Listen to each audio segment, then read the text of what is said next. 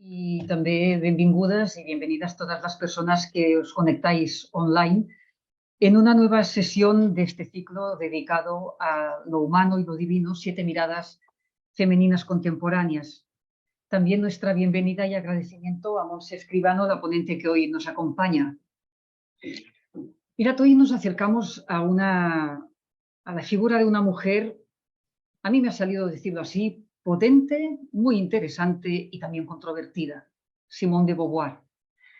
Potente desde un punto de vista intelectual, interesante por sus planteamientos y aportaciones como filósofa y existencialista, y controvertida precisamente por algunos de esos planteamientos novedosos y radicales a la vez.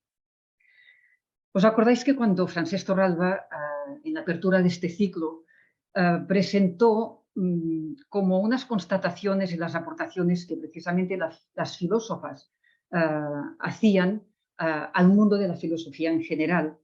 Y hoy, cuando preparaba esta presentación, me venían, pues bueno, al recuerdo algunas de esas constataciones, ¿no? Porque con Simone de Beauvoir algunas son realmente un claro reflejo de ello.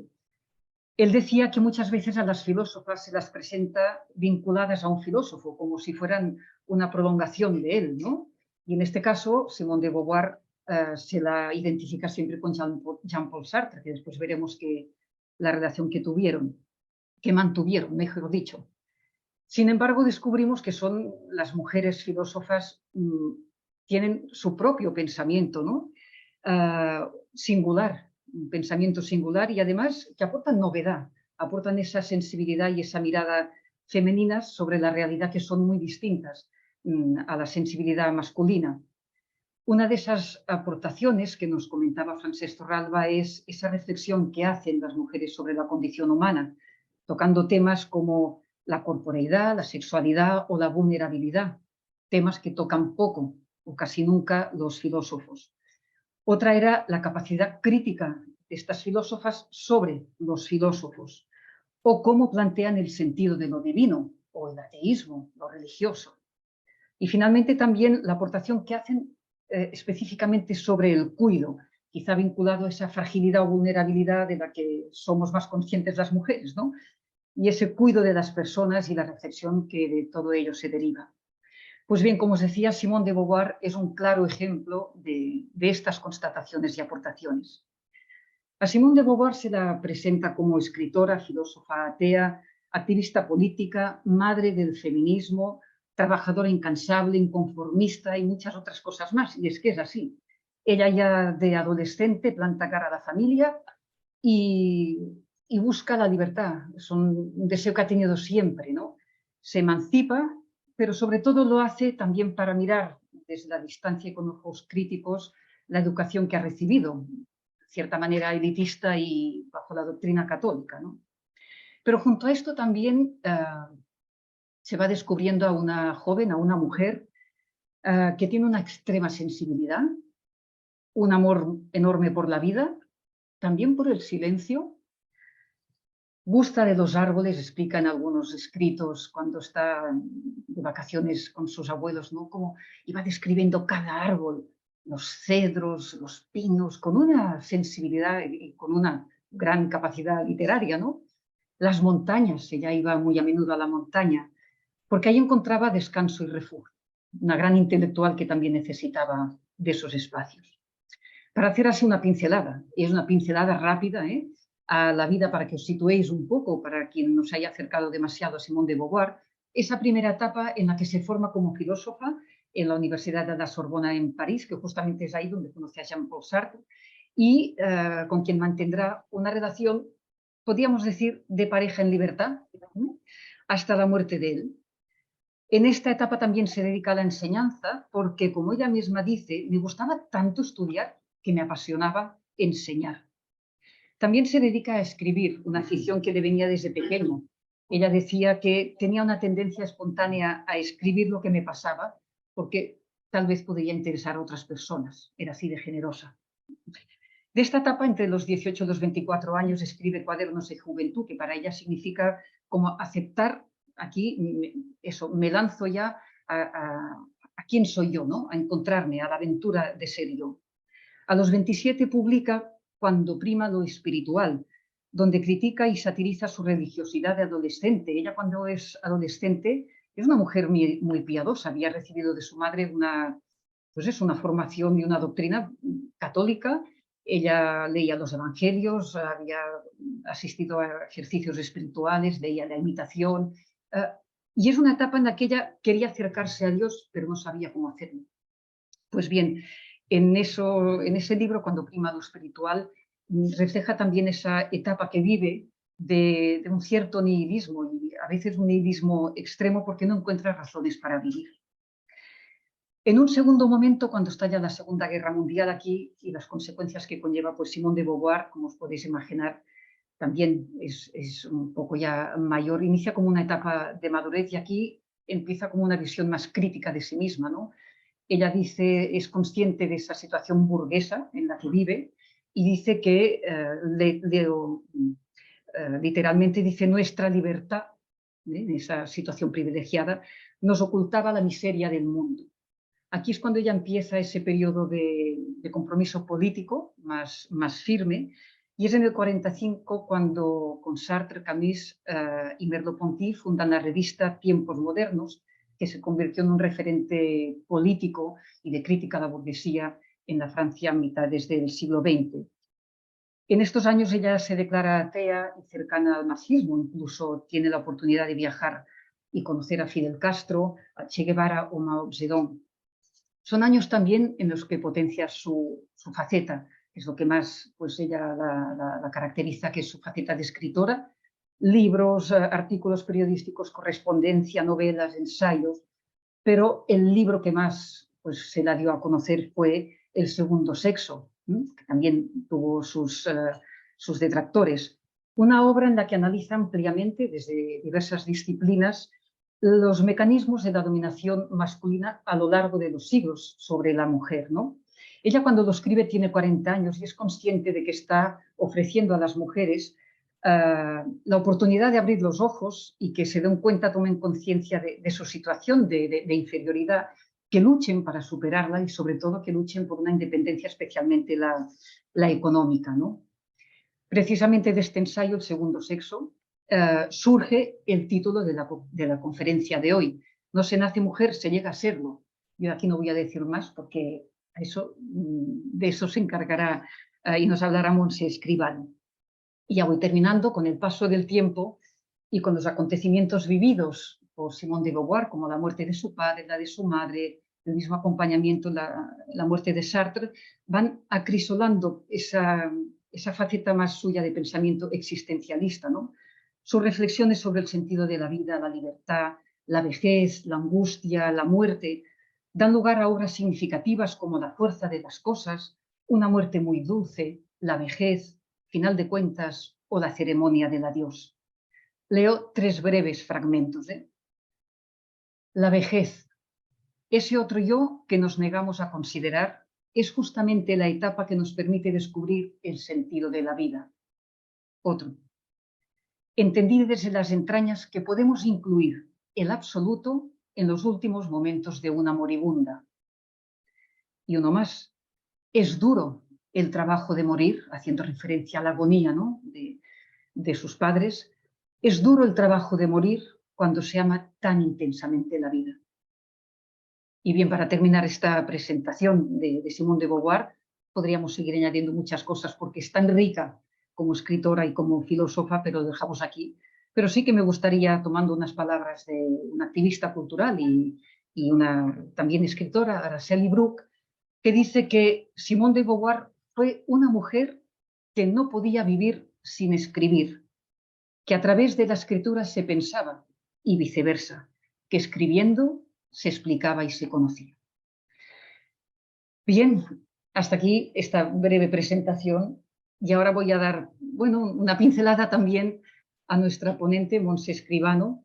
Ya os digo de entrada que me parece que lo poco que hemos tenido la oportunidad de saludarnos, vais a encontrar en ella una persona cercana, creo que con una gran capacidad pedagógica, porque también se dedica a la enseñanza, aparte de la investigación, una mujer, pues bueno, yo creo que nos puede dar mucha luz sobre Simone de Beauvoir, porque, bueno, ella es doctora en filosofía, hizo una tesis sobre neuroteología fundamental en la Facultad de Filosofía y Ciencias de la Educación de la Universidad de Valencia. También es licenciada en Ciencias Religiosas y máster en Teología, licenciada en Humanidades y máster en Ética y Democracia por la Universidad de Valencia.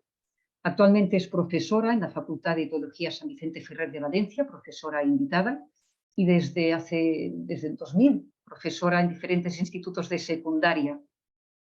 También, en otro orden de cosas, ella es miembro de la Junta de la Asociación de Teólogas Española y tesorera de la Sociedad Europea de Mujeres en Investigación Teológica, y forma parte del Grupo Universitario de Investigación en Bioética de la Universidad de Valencia. Pues bien, os dejo con Montse Escribano, a quien agradecemos ya su colaboración, su participación y su presencia y el esfuerzo de venir desde Valencia hasta aquí para acompañarnos presencialmente. Gracias, Montse. Muchas gracias. Pues muchísimas gracias, Esther, por tu presentación, y porque creo que lo más importante de Simone de Beauvoir, pues lo ha dicho Esther. Entonces ya, pues con esto podemos empezar, y por supuesto, pues gracias a todas las personas que en un día como hoy, así desapacible, pues os habéis acercado hasta aquí, y a las personas que, bueno, pues que nos saludáis desde otras partes del mundo, no sé. Y bueno, y a las personas que, bueno, en un futuro pues puedan ver esta pequeña conversación que vamos a tener esta tarde. Y bueno, pues Esther comentaba, ¿no?, hace un segundo, que nos encontramos ante una de las grandes mujeres del siglo XX. Entonces, bueno, pues el interés que yo tenía esta tarde es, pues, hablar como una especie de conversación o de diálogo con su pensamiento, con todos ustedes, para ir profundizando un poco en quién es Simone de Beauvoir. Entonces, bueno, pues como sabéis, pues hay muy pocas mujeres cuya vida y también su obra hayan marcado tanto las generaciones posteriores como la de Simone de Beauvoir. Tenemos, pues, a grandes escritoras, obviamente, ella no fue la primera. Pues tenemos escritoras como Virginia Woolf, Doris Lessing, que han sido novelistas claves en esta etapa. También tenemos, pues, a ensayistas que marcaron pues los derroteros del siglo XX, ¿no?, como era Clara Zetkin o Rosa Luxemburgo o Alejandra Kollontai. También otras mujeres que vinieron posteriormente a la luz de Simone de Beauvoir, que fue, pues, Betty Friedan y Kate Millett, que inaugurarán, pues, la etapa, dijéramos, la segunda ola de lo que será el feminismo. Pero, sin embargo, el caso de Simone de Beauvoir fue un caso único, porque todas las vidas, las nuestras también, son casos únicos. Pero el de Simone no fue por su vida personal. Hola, mamá. Estoy escuchando por su vida intelectual, y también por su actividad política, por su compromiso social. En el momento en el que nace Simone de Beauvoir, pues, por ejemplo, las mujeres, después diremos alguna cosa más, todavía no podían votar. Hasta 1945 las mujeres no pueden votar. Pero también ella al mismo tiempo fue una figura intelectual que va a provocar grandes rechazos. De ella se va a decir, pues, grandes violencias, se va a denostar su pensamiento, y hasta muy tarde ella no va a ser reconocida como una pensadora ni tampoco como filósofa. Muchas de sus obras, hasta que no pase el tiempo, no serán reconocidas como tales. Entonces, el primer paso que ella da va a ser como escritora, pero cuando presente al público sus obras filosóficas, pues es como que ella tiene que ganar ese espacio, porque hasta el momento pocas mujeres habían conseguido ese espacio de pensamiento.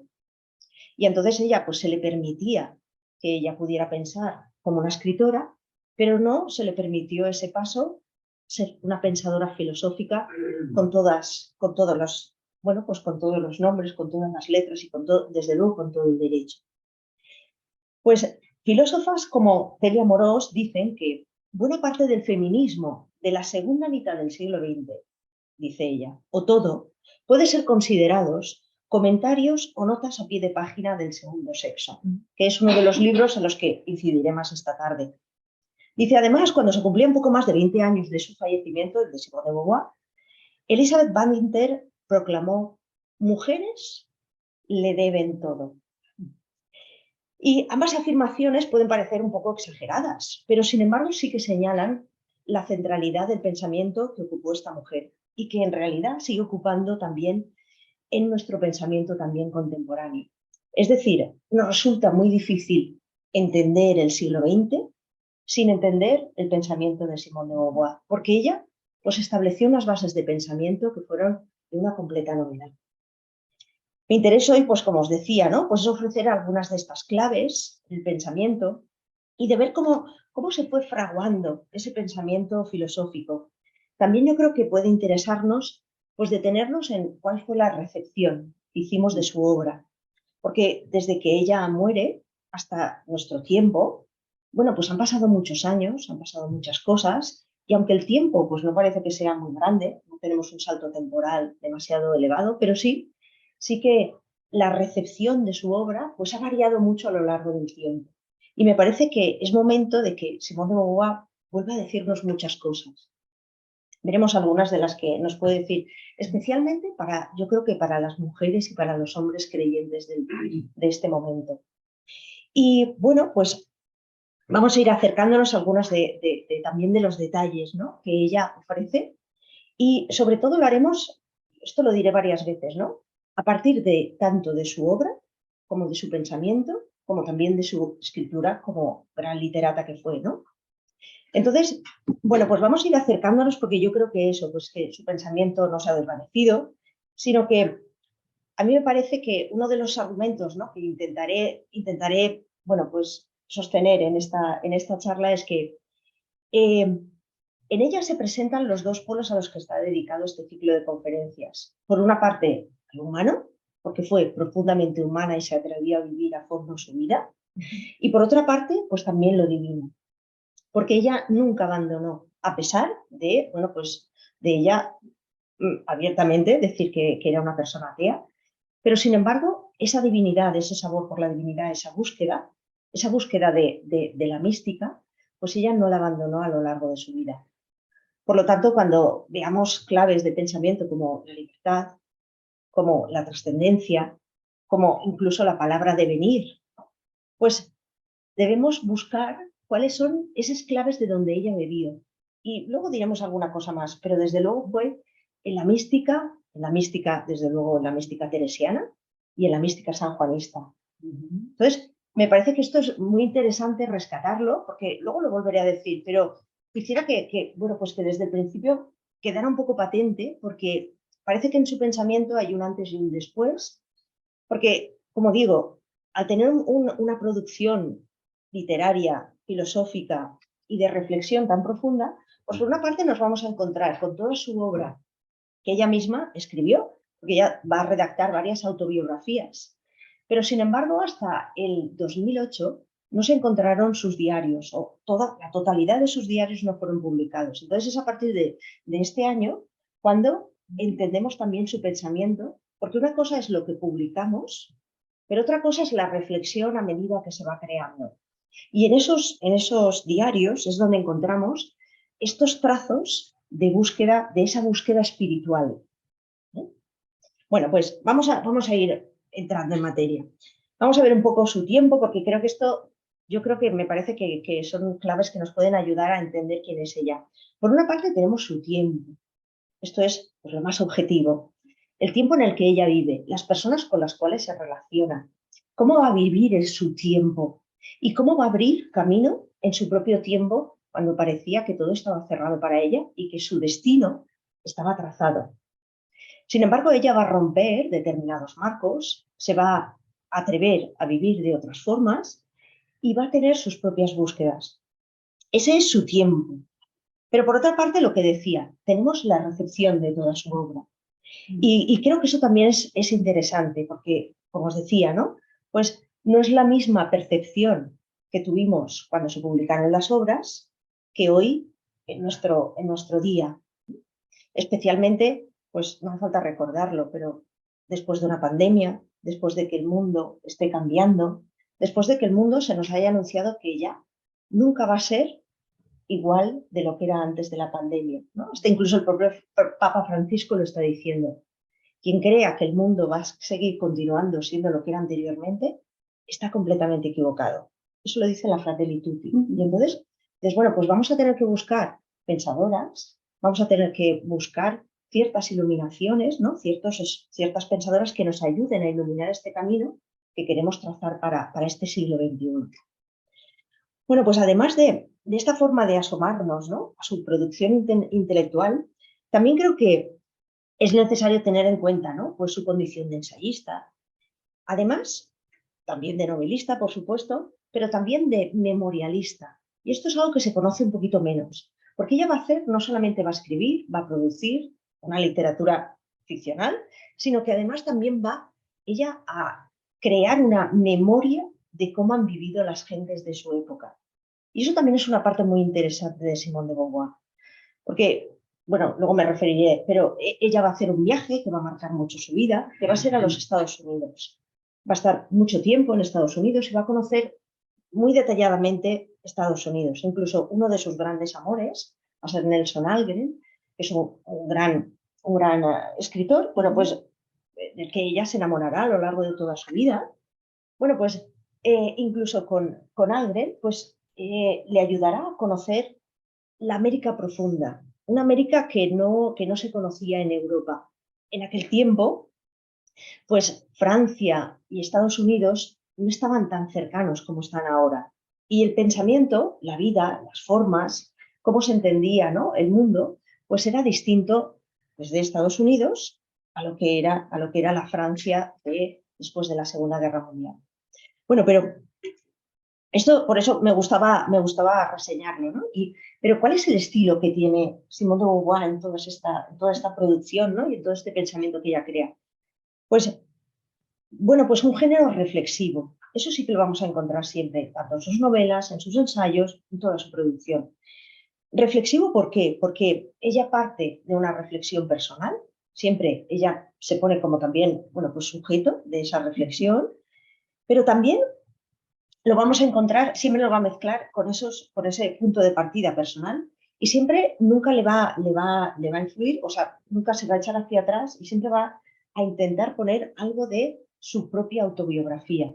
Es decir, es una mujer que va a hablar abiertamente de lo que ella siente, de sus propias búsquedas, de lo que le parece necesario. Entonces, bueno, pues vamos a encontrar eso, pues todo un proceso, ¿no? Ella va a decir, creo que lo habíais dicho, ¿no?, que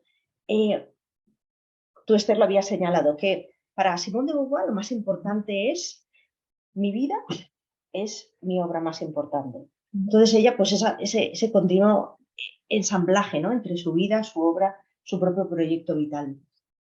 Pero en toda su trayectoria reflexiva siempre va a introducir una característica, y es una perspectiva que siempre interroga, una característica que siempre busca ir a lo hondo, siempre busca ir a aquello profundo que parece que queda desdibujado.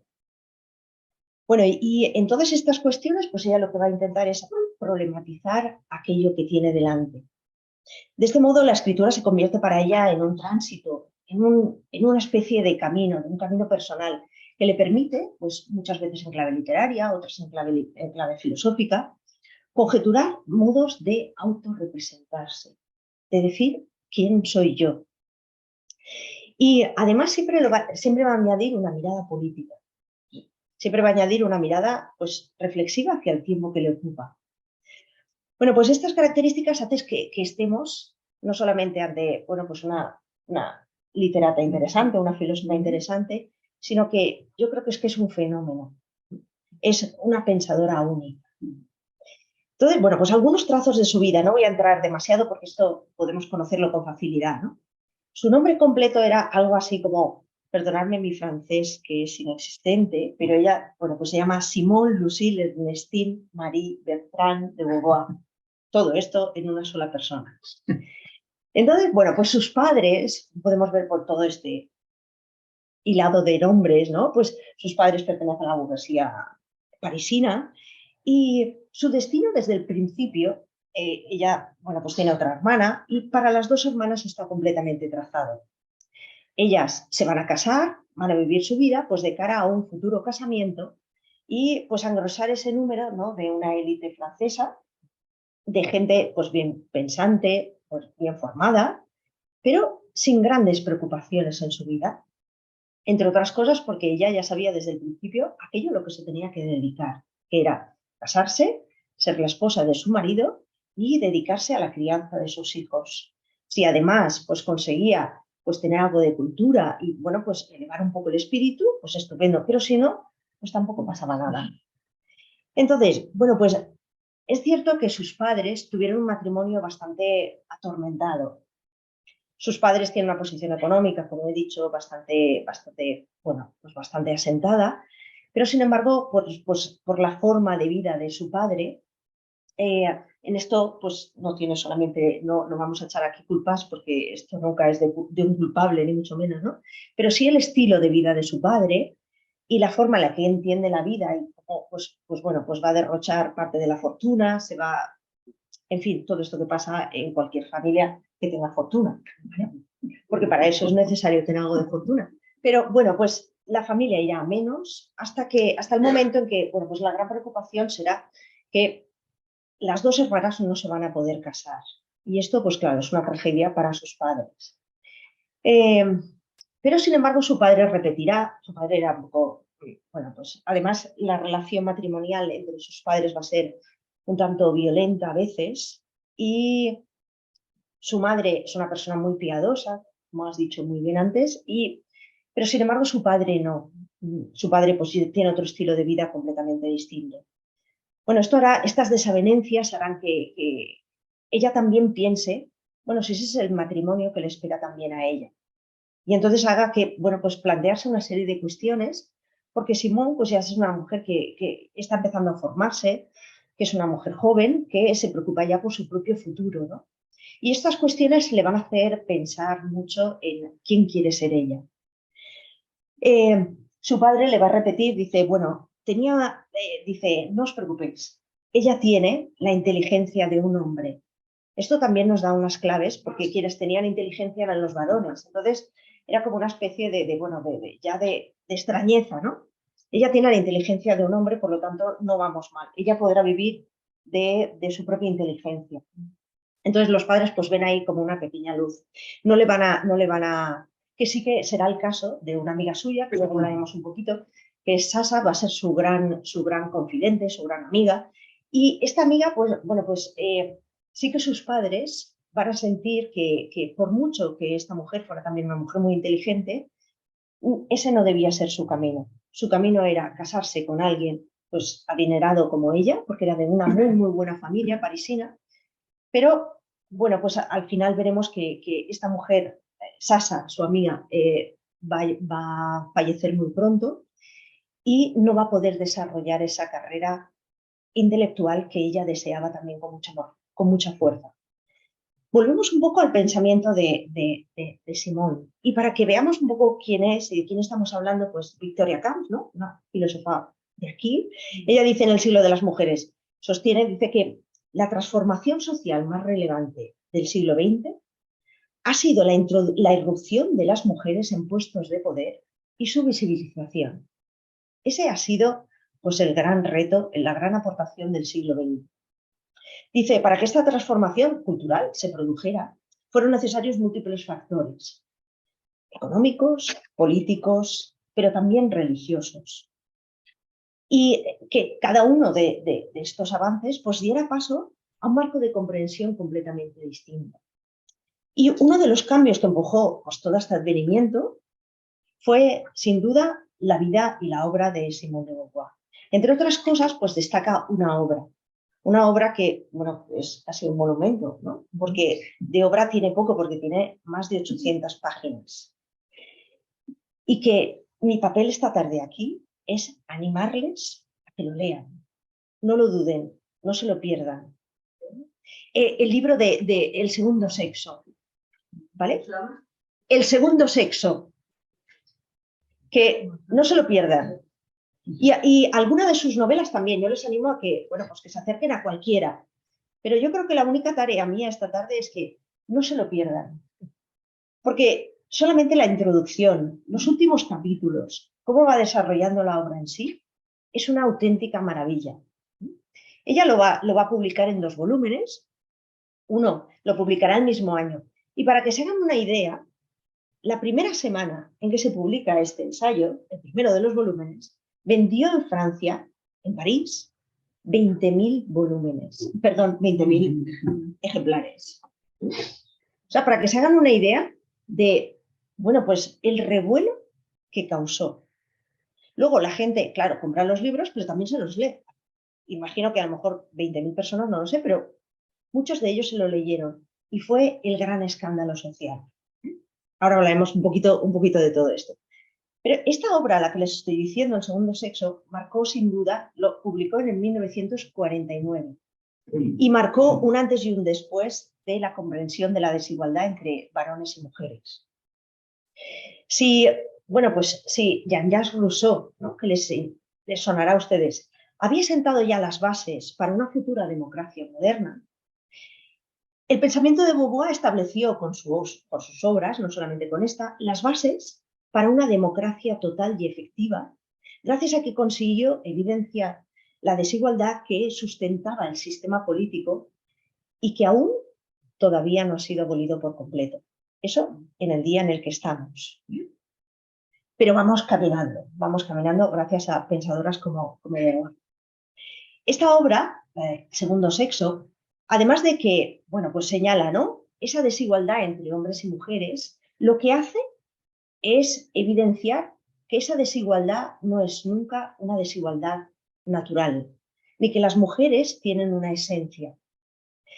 Entonces, por eso hay quien ha llamado que esta obra es una obra como un trabajo de esencialización, ¿vale?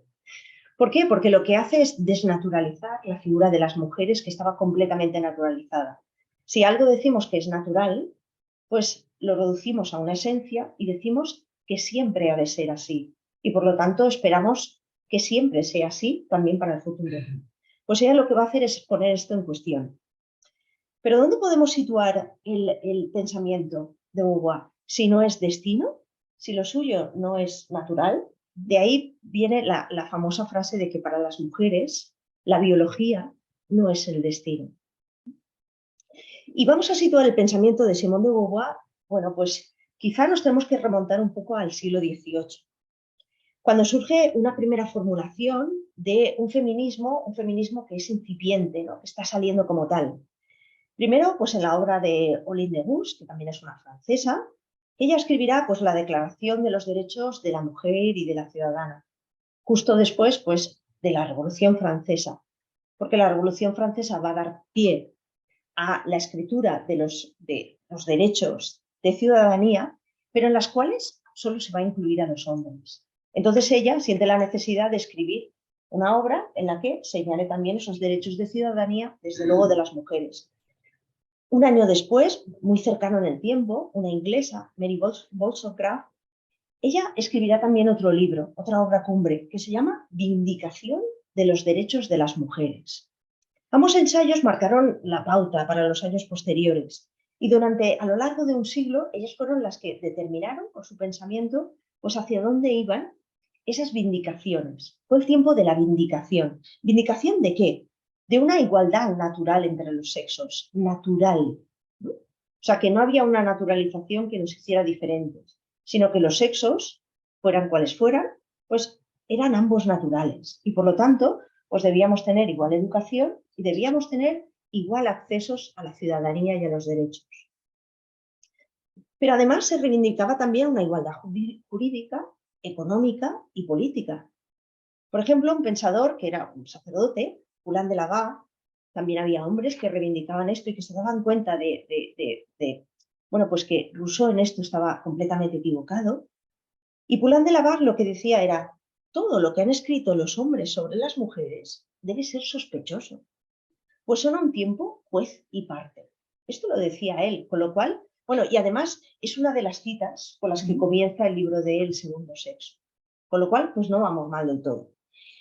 Este enfoque de la vindicación, de este primer momento, se repetirá más tarde con el pensamiento también de otros pensadores también muy importantes, ¿no?, como Stuart Mill o Engels, o también, bueno, pues autores que vendrán posteriormente, muy en el tiempo, y que recogerán también parte de esas ideas, como será Freud, ya en el siglo XX. Pero estos autores lo que reivindicarán es la liberación de las mujeres, que equivalía, en ese tiempo, liberación de las mujeres equivalía pues, a una igualdad jurídica y social.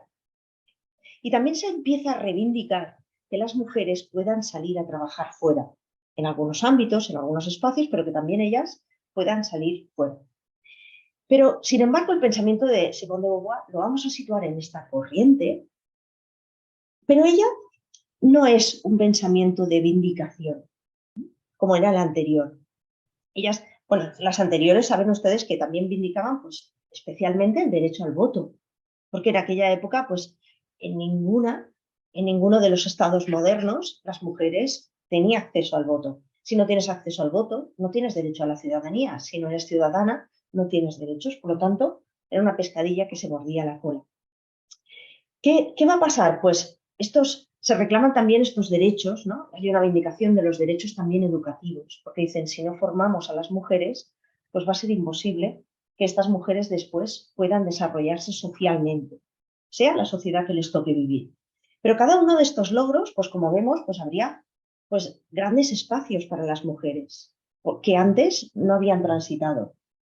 Y además, les posicionaban a las mujeres en lugares que antes eran impensables para ellas. Pero poco a poco, estos modelos de feminidad, también, bueno, pues en Europa especialmente, iban cambiando.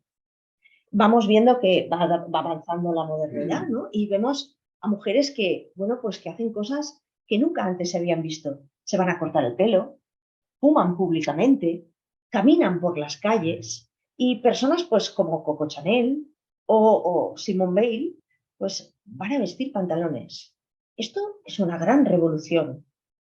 Aunque a día de hoy, pues no sé, pero es una enorme revolución, porque las mujeres comienzan a ocupar el espacio, un espacio público, mucho más allá de los espacios donde habían sido, bueno, pues recluidas.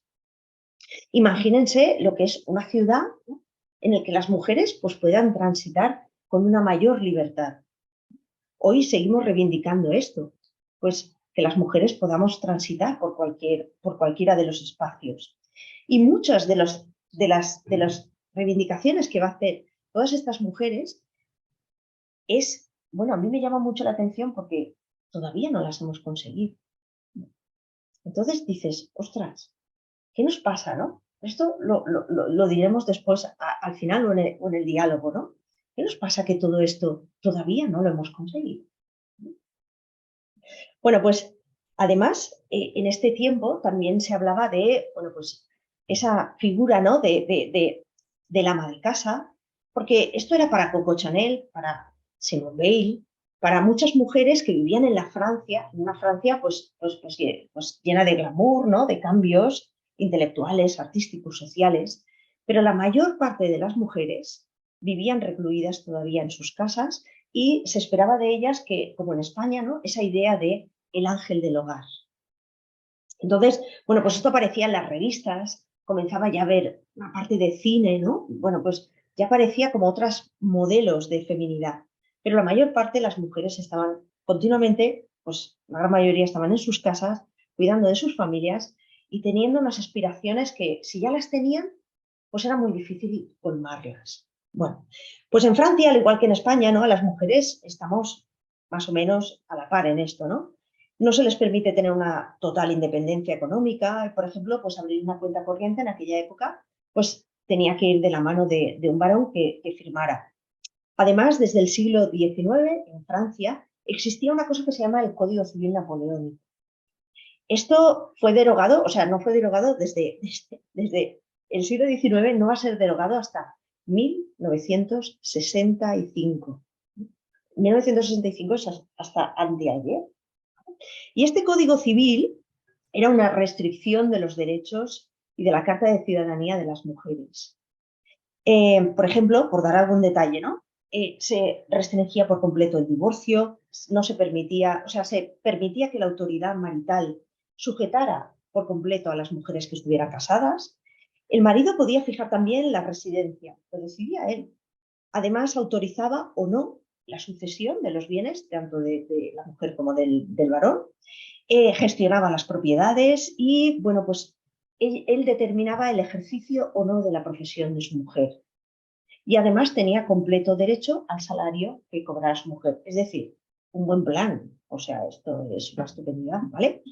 Pero además tampoco reconocían el derecho al voto.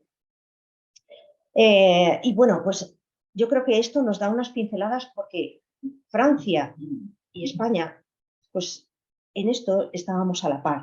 Aquí nos regía el código napoleónico, pero sí que habíamos, bueno, pues primero tuvimos un acceso al derecho a la ciudadanía y al voto, ¿eh?, con la República, y sin embargo, pues bueno, pues los años de la dictadura franquista, todo esto lo borrarán en el primer momento. Lo primero que la dictadura franquista establece es una eliminación de los votos de los derechos de las mujeres. Esto es muy llamativo.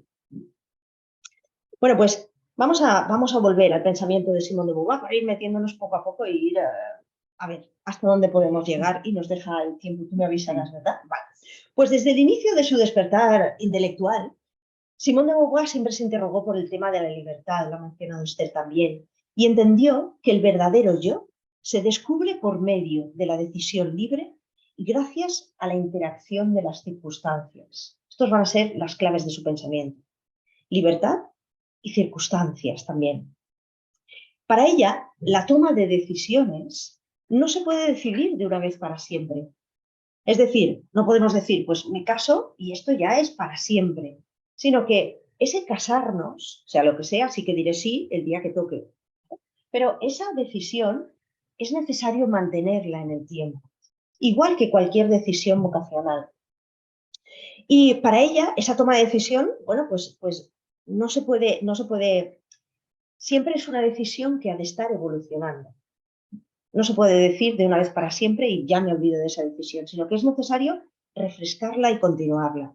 Se repite cada vez que uno o una toma conciencia de ella. Por ello, también desde el principio, ella lo vio en su propia madre. Su propia madre no tuvo oportunidad de decidir nada. Y por eso para Simone va a ser muy importante el tener conciencia de esa capacidad de repetir aquello a lo que ella con libertad estaba diciendo sí o no. Además, ella entiende que uno de los problemas que tienen las mujeres de su alrededor es el amor. Es decir, ella lo va a ver como una trampa. Dice, para muchas mujeres, el amor en esta sociedad y conforme están establecidas las relaciones entre los varones y las mujeres, el que las mujeres se enamoren de alguien se convierte en una trampa. Y para Simone siempre va a ser muy importante el buscar la reciprocidad. Por eso no voy a entrar mucho, luego si quieren les puedo contar, porque de verdad que si hay algo apasionante en la vida de Simone de Beauvoir son sus relaciones personales. Es una maravilla. O sea, cómo se va a relacionar, con qué gente se va a relacionar y de qué tipo. O sea, y además es capaz de mantener relaciones de por vida sin haber establecido, pero ella dice, yo quiero escapar de la trampa del matrimonio. Y ella, aunque los dos grandes amores de su vida, que va a ser pues, Jean-Paul Sartre, bueno, luego otro varón también, Bush, y Algren, pues van a ser los grandes amores de su vida y le pedirán matrimonio. Ella dirá, no, debo ser coherente con aquello que pienso y no quiero casarme. Porque ella sabía que si se casaba tenía que renunciar a su propia vida intelectual y ella a eso no estaba dispuesta para nada. Entonces, bueno, pues vamos a ver, vamos a ir metiéndonos poco a poco en el segundo sexo, ¿vale? En esta obra que fue, bueno, pues algo espectacular en aquella época. El segundo sexo lo tenemos que, también lo ha dicho Esther, ¿no? Lo tenemos que encuadrar dentro del pensamiento existencialista. Estamos en una Francia que está cambiando, ¿vale? En una universidad bueno, pues que está buscando otras formas filosóficas también de pensar, pero es una Francia todavía una Francia católica. Y esto lo digo no como una crítica, sino también como, bueno, pues es la época en la que... Pero en esa Francia católica, para que se hagan una idea, pues estamos en la época más o menos de León XIII. León XIII es un papa que ha sacado la primera encíclica. Dicen que con él nacerá la doctrina social de la Iglesia, la doctrina católica. Y entonces, bueno, pues Sin embargo, hay mucha gente en Francia, entre otras pues, su madre y sus tías, ¿no? Que piensan, son mujeres muy piadosas, y piensan que el Papa se está desviando completamente de lo que tiene que ser un Papa. Que el Papa ha sido designado por el Espíritu Santo, algo de eso hay, por supuesto, pero que se ve que el Espíritu Santo lo ha dejado de lado o algo así, que el Papa pues se ha dedicado a cosas que no le corresponden, que es preocuparse por la vida social de las personas. Entonces, bueno, pues esta, por una parte, tenemos un pensamiento que ya está destacando y que es el existencialismo, ¿no? ¿Qué es eso de existir? ¿Qué es el ser? ¿Qué es el yo y qué son los otros?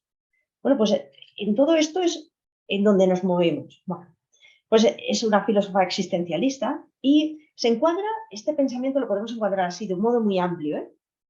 En un pensamiento ilustrado emancipatorio, como lo hemos dicho anteriormente, ¿no? Pero también sostiene esa visión igualitaria entre los seres humanos y que los sexos, pues no es la condición suficiente para que varíe la forma de estar en el mundo. Pero además el segundo sexo, que es esto que os decía, ¿no? De esa obra de vindicación, pues también va a ser no solo de vindicación, sino de análisis. Y se va a poner a analizar todas estas cuestiones que tenemos alrededor. De ahí que, por ejemplo, una filósofa como Amelia Valcárcel diga, las múltiples referencias y el ensayo de las cuestiones que se tratan en el segundo sexo convierten esta obra en un gran edificio, en un edificio explicativo. Ya no solamente estas autoras como Simone de Beauvoir van a vindicar, sino que van a buscar cuáles son las causas de las cuales nos estamos viendo las mujeres en esta situación. Y dice ella, este gran edificio explicativo es una catedral, dice, y como tal tiene sus gárgolas. Y esto me ha encantado a mí, esto de que es una catedral y que tiene sus gárgolas. Bueno, pues es un formato diferente de hacer filosofía, como podéis imaginar, y supone una metodología también distinta, que le va a permitir analizar cuestiones que hasta el momento pues, no habían sido abordadas, no habían sido mantenidas. Ella va a hacer desde el principio, en la introducción, en esas primeras páginas que les invito a que se lean, y aunque solo sea la introducción, de verdad, porque es una maravilla. Ella dice desde el comienzo, es curioso que el conjunto de la literatura femenina esté movido en nuestros días no tanto por una voluntad de reivindicación como por un esfuerzo de lucidez. Ella ve que algo está cambiando. Y en ese esfuerzo de lucidez por entender a las mujeres, por comprenderse a sí misma, ella va a dedicar su pensamiento y toda su obra literaria. En las más de 800 páginas que ocupa el segundo sexo, esta filósofa pues, va a analizar la condición femenina desde múltiples puntos de vista. Ella va a hacer una profundización total pues, en un análisis histórico, en el científico, desde el punto de vista psicológico de lo que se entendía en su época, pero también, desde luego, desde lo cultural. Además, recurre a un método de análisis en el que irá desde el pasado, porque ella dice, hemos construido todo esto a partir de unos mitos, hemos hecho toda una mitología de lo que se suponía que era la mujer. Y a partir de ahí, ella va diciendo, ¿y esto cómo lo hemos ido elaborando? Y además ella no solamente se conforma con, eso lo hará en la primera parte, el segundo sexo tiene 2 volúmenes, ahora la última edición, por lo menos en castellano, está en un solo volumen. Pero el primer tomo pues, está dedicado a esa vista, ella echa un vistazo atrás y recorre toda la historia y va dando cada vez más razones. ¿Pero esto por qué se ha producido? ¿Por qué se ha producido? Y dice que, claro, esto se convierte en un modo de pensar, ¿no? Ella dice, cada argumento trae enseguida a su contrario. Dice, y a menudo, en esa búsqueda que ella va haciendo, se asientan sobre las bases que muchas veces son falsas. Dice, si queremos ver claro, hay que salir de ese lodazal. Hay que rechazar las vagas nociones de superioridad, de inferioridad, de igualdad, que han pervertido todas las discusiones y hay que partir de cero. Dice, pero si hemos de partir de cero, habrá que preguntarse, ¿cómo debemos plantear la cuestión? ¿Quiénes somos para plantearla? Esto en el inicio. Dice, si recorremos los 2 volúmenes, pues que lo harán, ¿verdad? se atreverán a abrir estas... Que no les asuste nunca el volumen, porque se puede leer por trozos, o sea, no es necesario leerlo, ni nadie nos ha pedido que lo hagamos en una sola noche. Verán que esta es una obra que, bueno, pues lees, la dejas y con el tiempo vuelves sobre ella, porque es una obra que siempre te pide algo. Por algo se le llama la Biblia del feminismo. La Biblia, pues, bueno, Esther sí, pero yo no me la he leído así de una sola noche. Bueno, pues el segundo sexo tampoco hay que leérsela así, ¿vale? Pero que las 800 y pico páginas, creo que son 92, que no nos asusten. Entonces, bueno, pues continuamos un poco más en ese pensamiento. Mira, como les decía, ¿no? Nos situamos en ese existencialismo, en la capacidad del sujeto, en cómo, bueno, pues cómo es necesario partir, y lo va a hacer siempre Simone de Beauvoir, partir de la experiencia. Esto es una novedad. Y ella se va a atrever, como les decía antes, a poner de su propia vida, a poner de su propia autobiografía. Y eso va a causar un gran escándalo, porque ella va a hablar tanto de su sexualidad, de sus relaciones, como de lo que está pensando de la política de su tiempo. Y eso era algo que el público no estaba acostumbrado a leer, y menos de una mujer. Además, ella va a hablar, bueno, pues de la cotidianidad, de la finitud, de la edad, y partirá siempre de esa experiencia.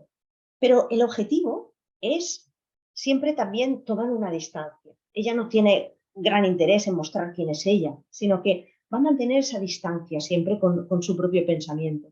Y además, esto lo recalco como una novedad, porque siempre hemos entendido a Simone de Beauvoir como la compañera de Jean-Paul Sartre. Y era Jean-Paul Sartre el que era el gran pensador, el que dio paso a una metodología propia, el que va a pasar a la historia de la filosofía como alguien que creó un método de filosofar propio. Y sin embargo, antes que Jean-Paul Sartre, esto lo pensó Simone de Beauvoir. Y ahora también lo sabemos por sus diarios. Pero siempre parece que la metodología, que el método lo tiene él. Y sin embargo es ella la que lo va a hacer antes. Pero ¿cómo nos han contado la historia? Pues que Jean-Paul Sartre es el gran filósofo y ella fue la compañera, un tanto rebelde, un tanto díscola, ¿no? Que bueno, que le daba como esa característica que él no tenía, porque Jean-Paul Sartre, pues por sí mismo, pues tampoco, pero ella era una mujer muy guapa, era una mujer muy elegante, pero era sobre todo una gran pensadora. Bueno, pues en este segundo nos situamos en la obra, ¿vale? Vale, mirad, vamos a tirar hacia adelante y vamos a algunas de las claves. Mirad, os decía que las claves de pensamiento que tiene ella más importante van a ser, sobre todo, la condición de las mujeres. Para que entendamos qué era lo que era una mujer en aquella época, ¿no? Simone de Beauvoir parte de esa pregunta: ¿qué ha supuesto para mí el hecho de ser mujer? Dice, tal pregunta, dice ella, pensaba, no me ha ocasionado nunca problemas. Nunca me he sentido inferior por ser mujer. La feminidad no ha sido una traba para mí. Sin embargo, me hizo notar Jean-Paul Sartre, no has sido educada de la misma manera. Por lo tanto, tú no piensas como un chico.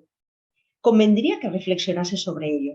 Dice, eso fue para mí un caer en la cuenta de mi propia situación. Fue un momento de revelación que me permitió ser consciente de que el mundo en el que había crecido era un mundo diferenciado, era un mundo sobre todo masculino.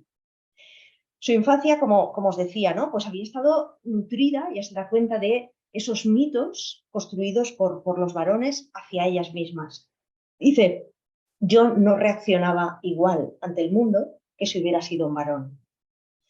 Además, ella dice, bueno, pero ¿por qué? De nuevo la pregunta, ¿por qué? ¿Cómo somos mujeres en medio de todo esto?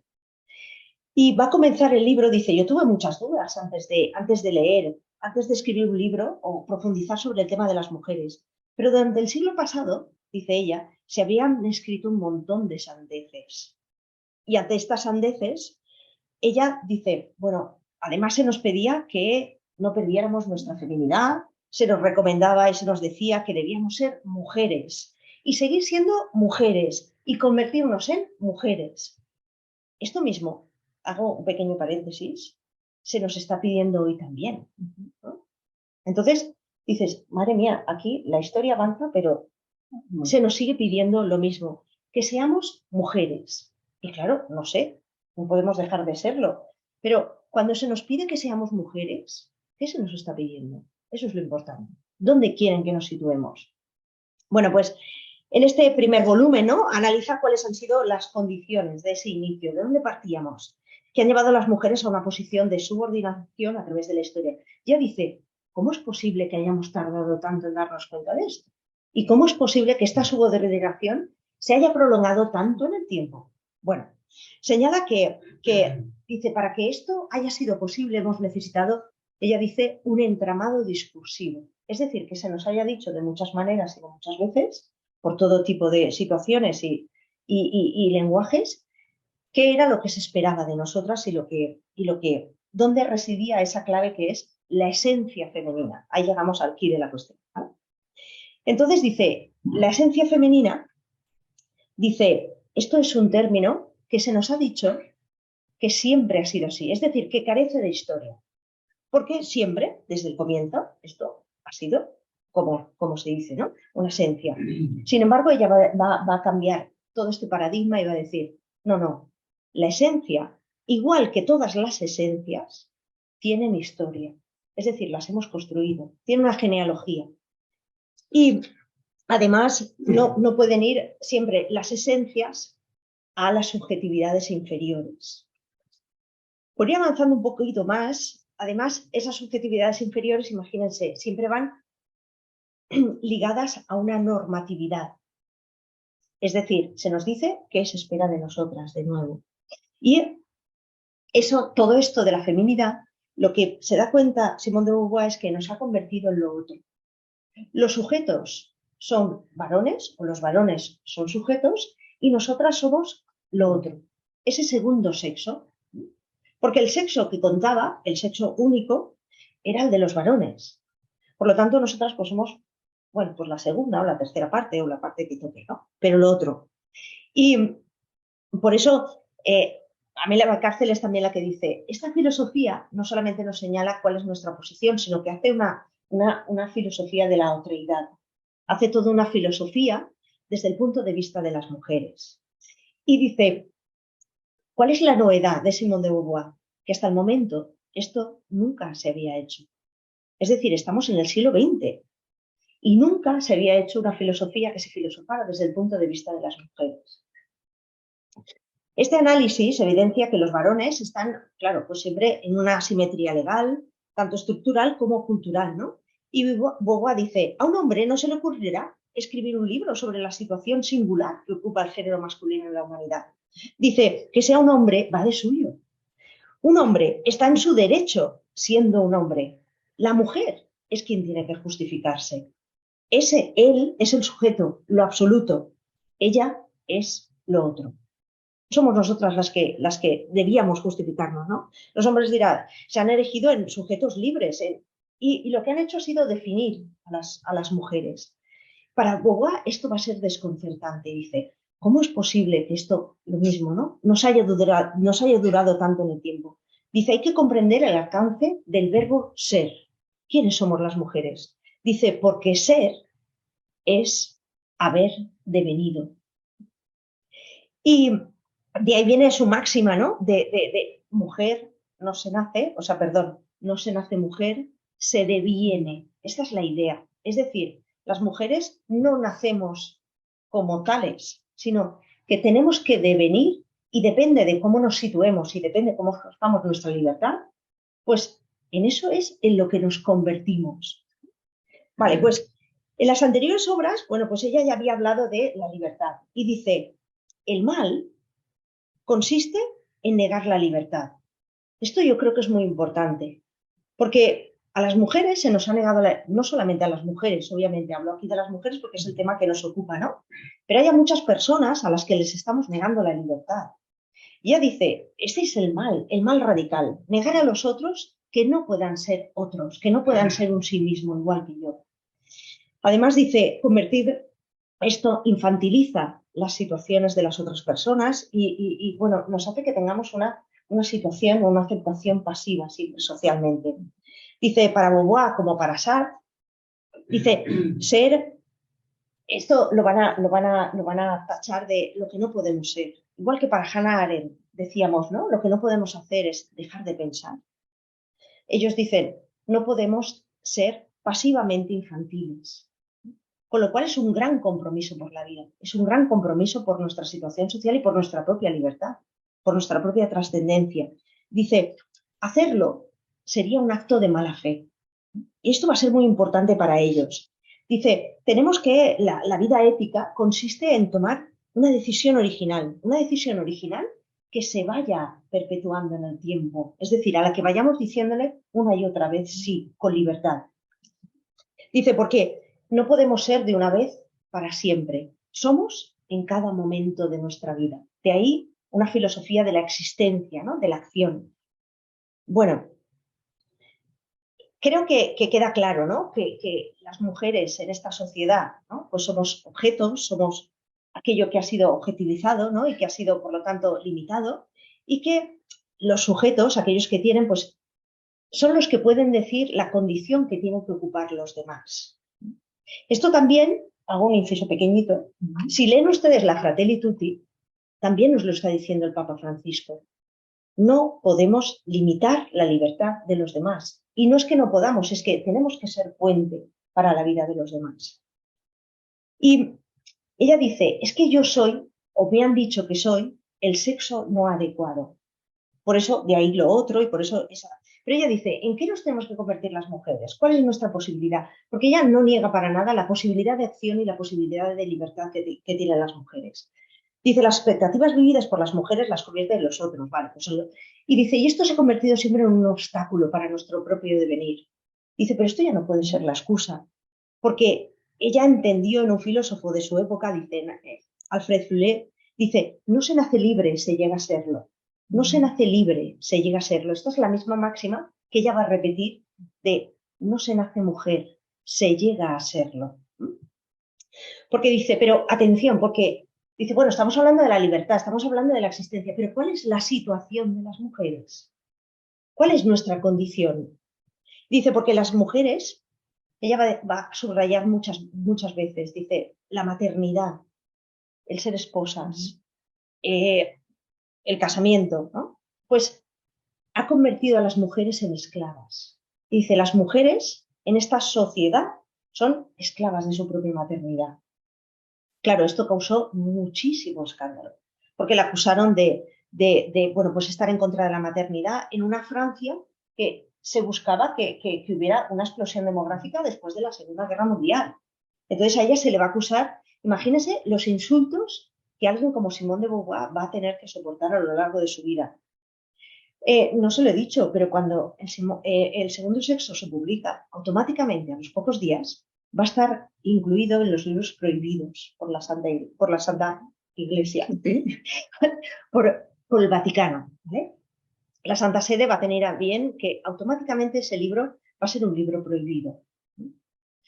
Por lo tanto, una de las preguntas, ya para ir hacia el final de nuestra reflexión, es ¿qué esperaba la Francia de una mujer como Simone de Beauvoir? ¿Pero qué esperaba la Iglesia Católica de una mujer como Simone de Beauvoir? Pues probablemente muy poco. Por eso Simone de Beauvoir, bueno, pues hace como una contrapartida, ¿no? Hace como ella se aleja de esa iglesia en la que ella no tiene cabida. Según su pensamiento, según su forma de vivir, su madre siempre creyó que Simone de Beauvoir estaba en absoluto pecado por su forma de vivir, cómo intentó vivir su vida, las relaciones que tuvo. Ella mantuvo relaciones con hombres, con mujeres, siempre relaciones que trató de respetar esa igualdad y de buscar ese cariño, un cariño que les hiciera iguales. Eso sí, para ella siempre esa fue la máxima. Pero claro, la madre de Simón pues estaba realmente muy preocupada por la salvación de su propia hija, como pueden entender. Entonces, ¿cuál era el lugar para una mujer como Simón de Beauvoir en la Iglesia Católica en Francia? Bueno, pues ella va de alguna manera, y con esto iré acabando, porque no sé muy bien cuántos minutos nos quedan, pero por crear un poco de reflexión al final, ¿no? Para acabar, esta característica, ¿vale? Que yo creo que es una clave para comprender muy bien bueno, pues el pensamiento de Simone de Beauvoir, el de la situación de las mujeres. Ella incide, ¿no?, en la capacidad de libertad, pero ella dice, pero las posibilidades que tenemos para realizar a las mujeres son iguales que las de los varones, incluso entre las propias mujeres. Tenemos la misma capacidad de realizar, porque ella va a ser muy consciente de cómo viven las mujeres, por ejemplo, en países como Estados Unidos. Ella bajará a los bajos fondos, conocerá a mujeres que viven en la adicción, mujeres que han sido prostituidas, mujeres que viven en el mayor desamparo. También lo ve en su propia Francia. Pero en eso sí que hay un desnivel bastante grande entre Estados Unidos, porque Estados Unidos viene en una recesión económica muy grande y muy pronunciada, y después de la guerra ella se dará cuenta que esa situación que ella ha visto tanto en Estados Unidos como en su propio país va a ser todavía peor en muchos de los países que circundan Europa y que no son Europa. Que es esa situación, ¿no? ¿Cuál es? Porque ella dice, no hay libertad sin situación, ni situación sin libertad. Entonces, por eso va a tener como un despertar político, porque ella se va a dar cuenta que ella ha vivido como una burguesa francesa, y ella se da cuenta de cuáles han sido sus privilegios.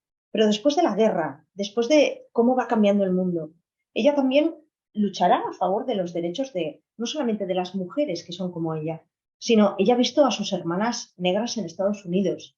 Y uno de los grandes impulsos para escribir su propia obra del segundo sexo es: necesito escribir algo que sea parecido a una obra que ella vio que tenía más o menos el mismo volumen que habían escrito sobre los hombres y las mujeres negros en Estados Unidos.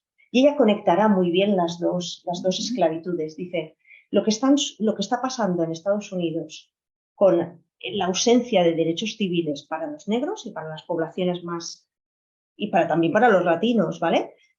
Y para los filipinos en aquella sociedad, ella lo va a reivindicar también para las mujeres también aquí en España, en Europa y en el resto del mundo.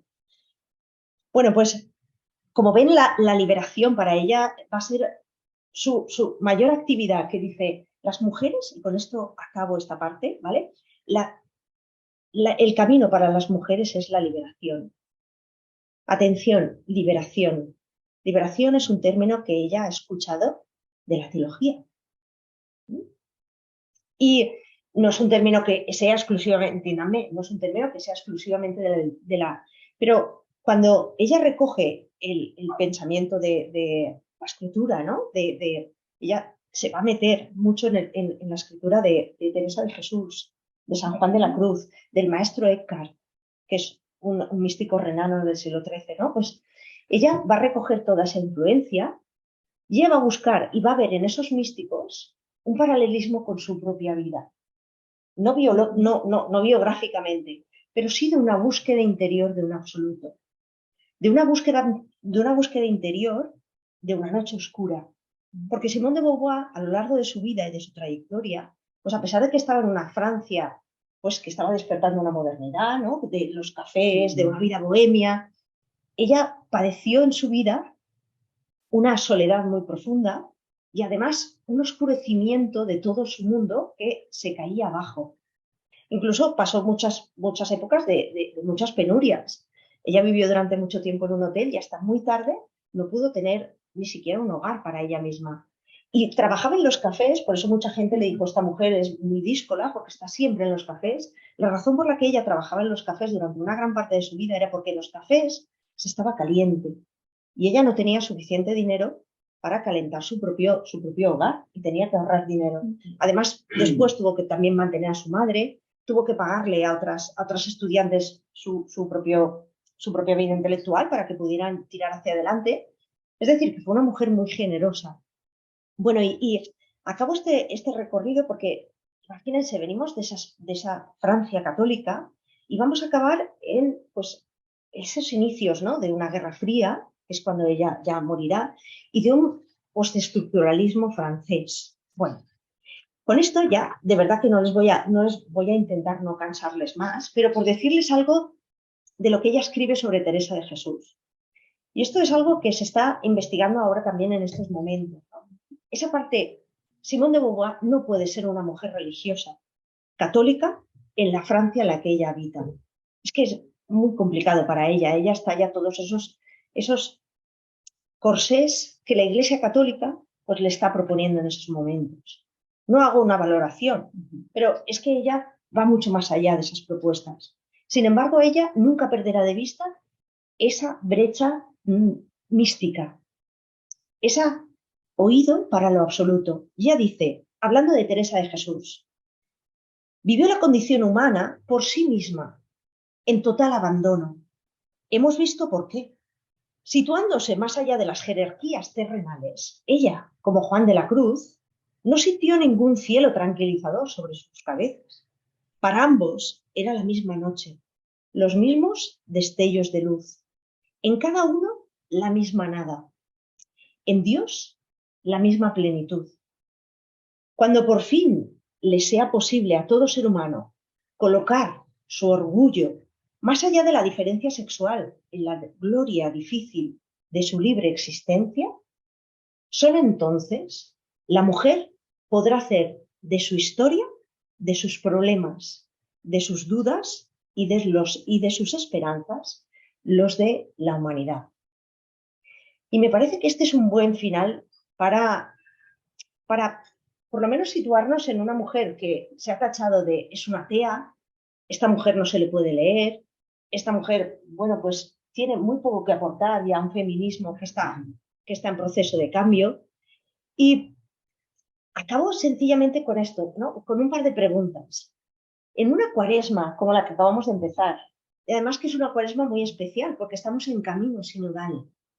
Es decir, la Iglesia nos ha pedido el Papa Francisco que, bueno, siempre lo ha pedido, esto no lo ha pedido el Papa Francisco, sino que retomemos esa clave, ¿no? De atrevernos a caminar. Y caminar es caminar con quien te encuentres en el camino. Es caminar con quien puede iluminar parte de ese recorrido.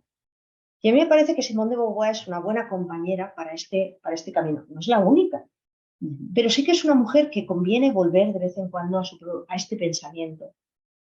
Además, porque eso es una filosofía de la existencia, del volver a lo profundo.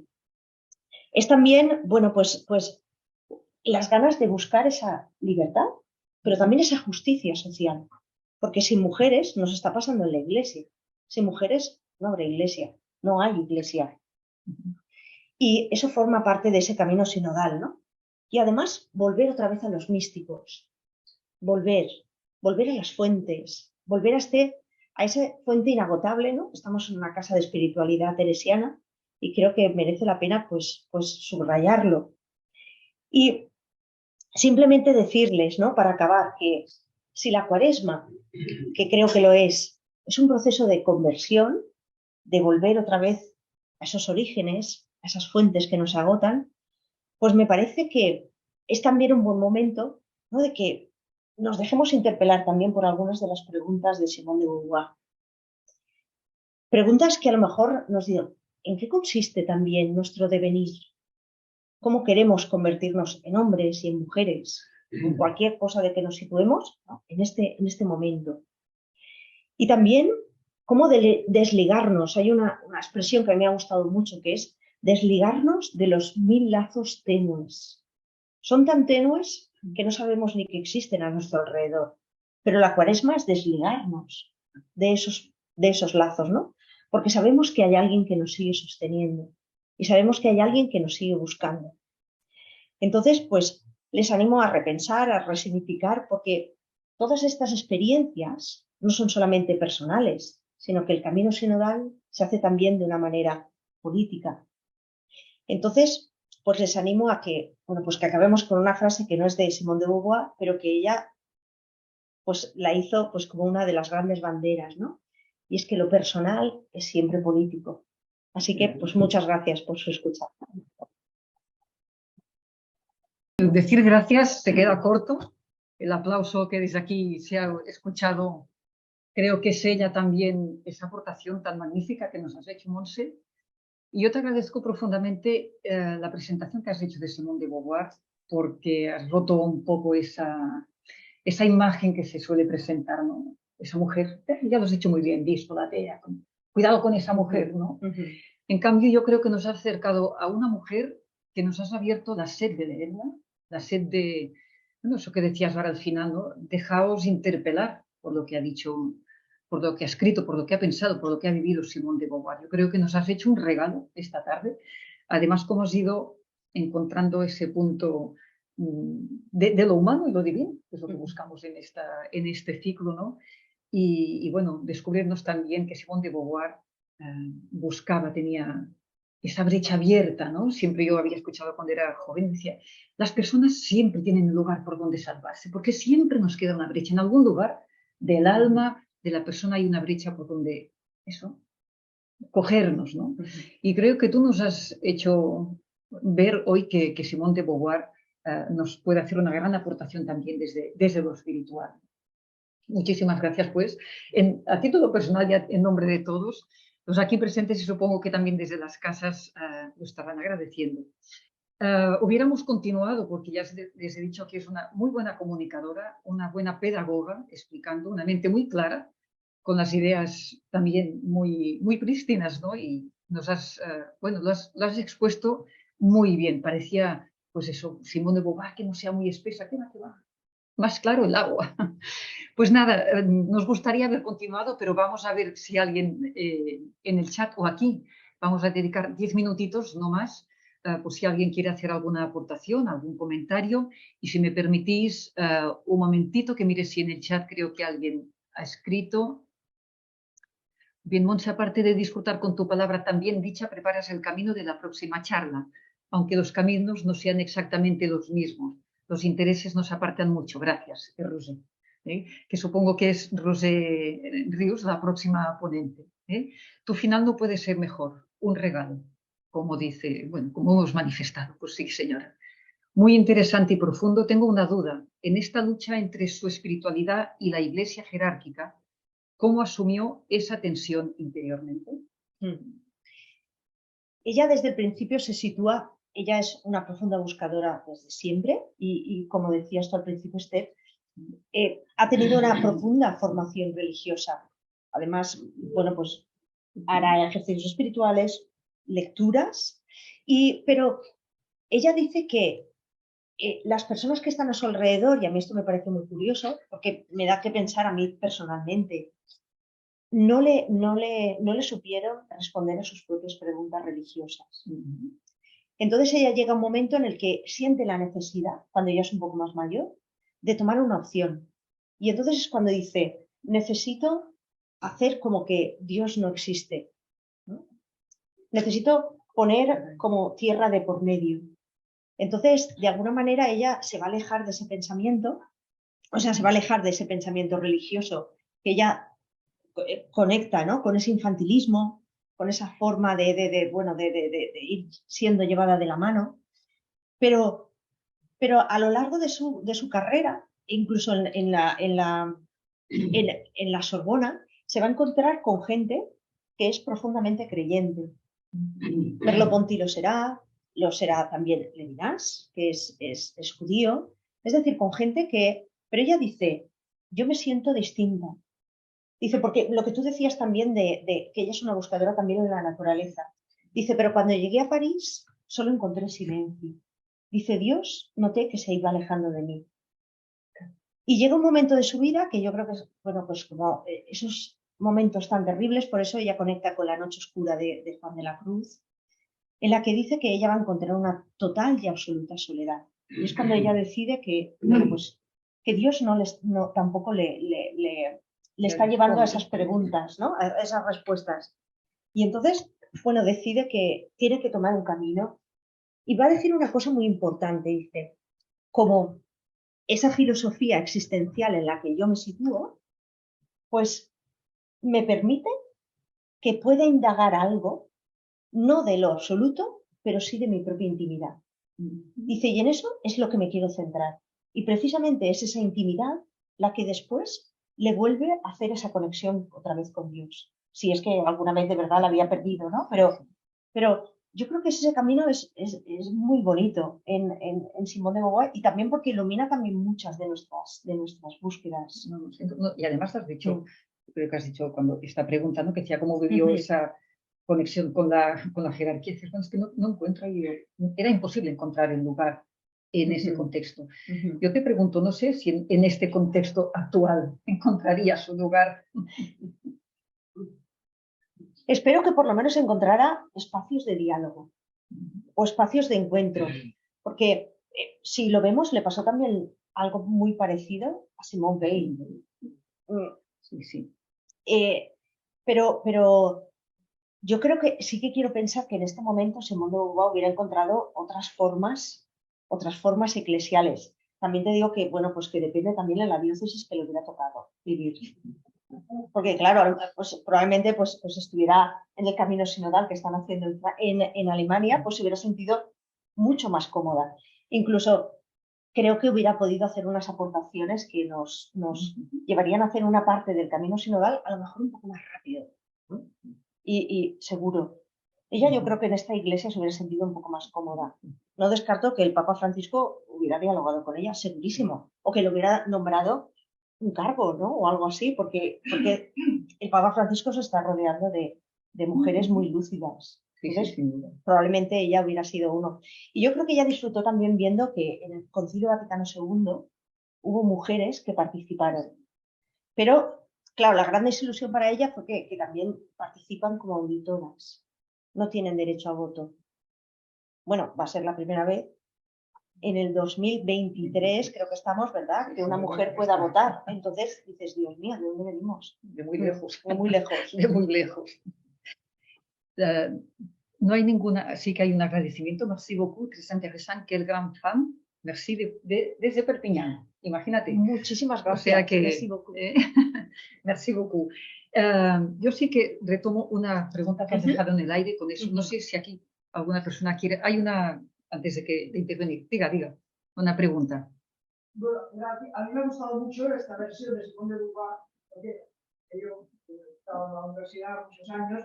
Claro, el feminismo la ha reivindicado de otra forma. Incluso el entendimiento que se ha hecho de ella, yo creo que este aspecto tan profundo se ha llegado y posiblemente sea un buen momento para volverla otra vez a tomar, pero no como se tomó desde un montón de feminismos, incluso el ecofeminismo, etcétera, que ha trabajado también, y por lo tanto, claro, faltaba este aspecto más profundo, porque esto no se ha contemplado y se le ha visto mucho más superficial y de ahí se ha reivindicado mucho. Se le pone siempre como ejemplo, puesto que estos libros, pero yo creo que la inmensa mayoría ni se han leído. Yo creo que son de las grandes figuras que a lo mejor ahora tendría que volverse a leer o volverse a reivindicar de otra forma, que entenderíamos entonces todo esto muchísimo mejor que lo que entonces supuso además, claro, esta gran separación que a nosotros se nos tenía un poco puesto cierto freno, no para su lectura, etc.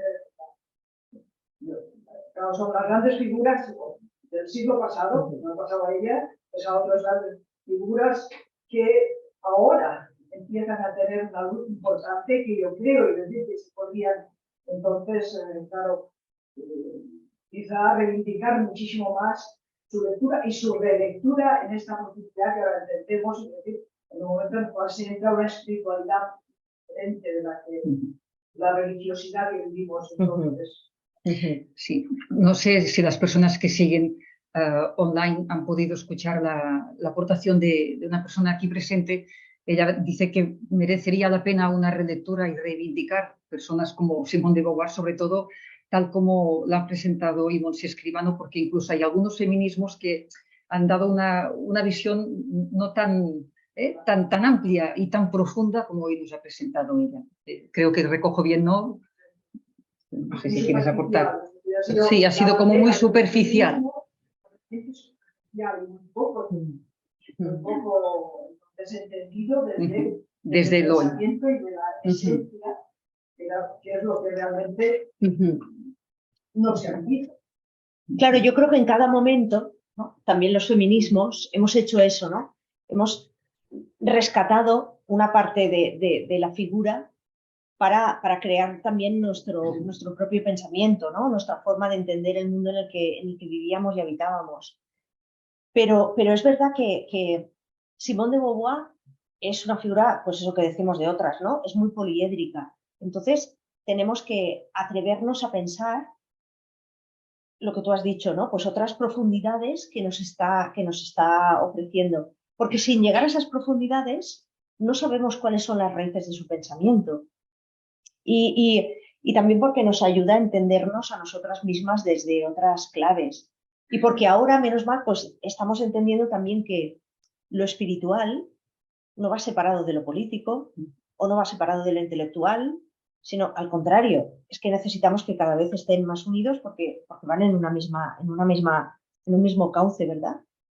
Y yo creo que muchas veces ha habido como también un cierto, para cierta parte de la academia, ¿no? El entender a Simone de Beauvoir por esta parte, o sea, era una figura muy cómoda, el decir que era una figura atea, porque daba una cierta comodidad, porque, bueno, pues con lo religioso no tengo que vérmelas.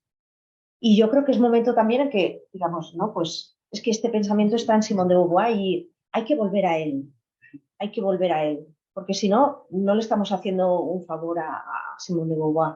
Una figura poco entendida por la Iglesia y por la universidad o por la academia en su momento, ¿no? Nos ha quedado dentro de, bueno, me parece excelente el poder hablar de la filosofía de la universidad que se pueda volver a estudiar.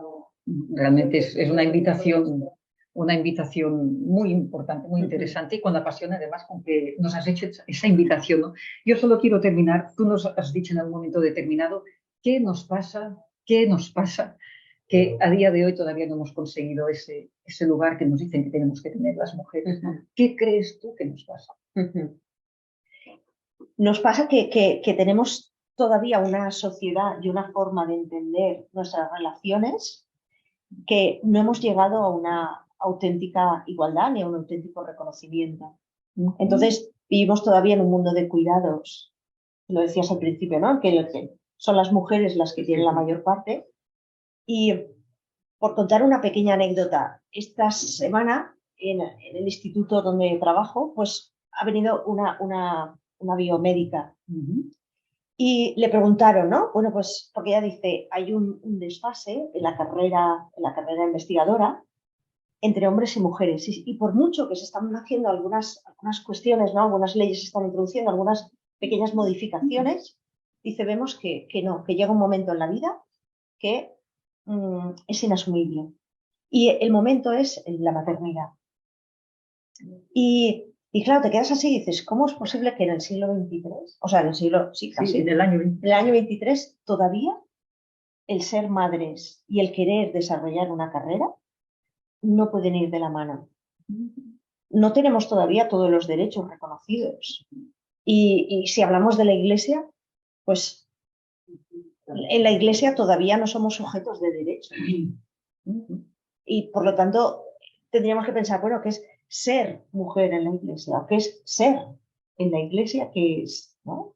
Entonces, bueno, pues no tenemos todavía una sociedad y hablamos de, bueno, pues de personas que tenemos todavía muchos privilegios y que estamos aquí tan contentas, pero si pensamos en pues, nuestras hermanas o nuestros hermanos en Siria, en Turquía, en medio de Ucrania, en Somalia, pues en el Congo, ¿no? ¿Qué hacemos? O sea, es que hay que darle la vuelta al mundo. Es que este mundo no es posible, pero ya no solamente para las mujeres lo vamos a pasar mucho peor, pero tampoco es sostenible ni para los varones ni para nadie. Es decir, tenemos que hacer un cambio muy importante. Grande. Y yo creo, y con eso ya terminamos, creo que el segundo sexo, si no recuerdo mal, termina con un llamado a la fraternidad y en positivo. Muy positivo. Sí, una pincelada. Muy positivo. Con la fraternidad. Acaba diciendo que la libertad es el ejercicio que tenemos que posicionarnos todos los hombres y todas las mujeres. Y además dice, esa es la única forma de que podamos vivir en fraternidad o en sororidad. Dice, es que no hay otra manera. Y además por eso ella se va a posicionar políticamente de manera tan radical en los últimos años de su existencia. Pero en esa búsqueda de fraternidad. Y cualquiera que le pedía, pues, hazme un prólogo, asiste a esta conferencia, hace visible ella, siempre con mucha generosidad lo hizo. Y desde luego, siempre es ese llamamiento a la liberación, algo que también está en devenir y como su propia filosofía es inacabado. Pues hoy sí que, y a pesar de que no queramos, pero tenemos que acabarlo, ¿eh? Y agradecer también esa disposición, esa generosidad, esa apertura que nos has ofrecido hoy, de verdad. Y bueno, muchas gracias a todos los que nos habéis acompañado aquí y también desde casa y desde otros lugares. Y emplazaros ya a la próxima conferencia, que será el 23 de marzo a la misma hora, y vamos a tratar de otra mujer muy interesante, Madeleine Delbrel, también situada en Francia, en París, y será Rosé Solé, también filósofa y teóloga, que nos va a hablar de ella, y bajo el título Madeleine Delbrel, una mujer que se dejó interpelar por la voz de Dios. Pues nada, muchísimas gracias, Monse, por esta tarde tan apasionante. Nos dejas con muchos deberes, con muchas ganas de leer, de seguir y sobre todo hacer ese camino de conversión de la Cuaresma, dejándonos interpelar por Simón de Beauvoir. Gracias. Muchas gracias. Gracias. Gracias.